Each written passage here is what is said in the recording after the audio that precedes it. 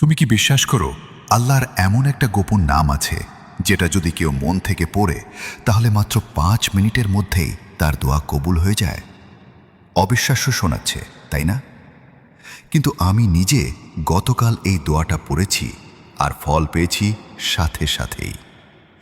আজ আমি তোমাকে শোনাবো সেই দোয়াটা যেটা বদলে দিতে পারে তোমার পুরো জীবন ইনশাআল্লাহ। আল্লাহ, আমার প্রিয় মুসলিম ভাই ও বোনেরা, যদি এই ভিডিওটিতে লাইক, কমেন্ট আর শেয়ার করে তাহলে আপনি তাদের সকল দোয়া কবুল করে দিন। সবাই একসাথে বলুন আমিন। কারণ আল্লাহ তাআলা একসাথে 40 জন আমিন বললে সেই দোয়া কবুল করেন। সুবহানাল্লাহ।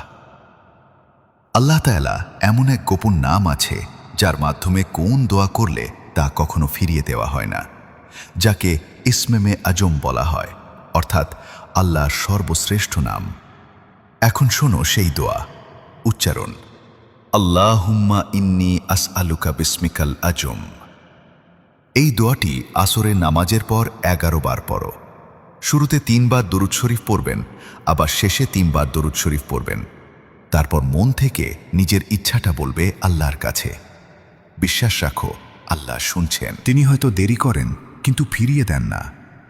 এক সাহাবী একদিন রাসূলুল্লাহ সাল্লাল্লাহু আলাইহি ওয়াসাল্লামকে জিজ্ঞেস করলেন, ইয়া রাসূলুল্লাহ, এমন কোনো নাম আছে কি যেটা পড়লে আল্লাহ তাআলা সাথে সাথে আমাদের দোয়া কবুল করে ফেলবেন? রাসূলুল্লাহ বললেন, হ্যাঁ, যিনি আল্লাহকে তার সর্বশ্রেষ্ঠ নামে ইসমে আজম দ্বারা ডাকেন, আল্লাহ তার দোয়া কখনোই ফিরিয়ে দেন না। আমি তোমাদের সত্যি কথা বলি, আমার জীবনে কয়েকদিন যাবৎ খুব কঠিন সময় কাটছিল।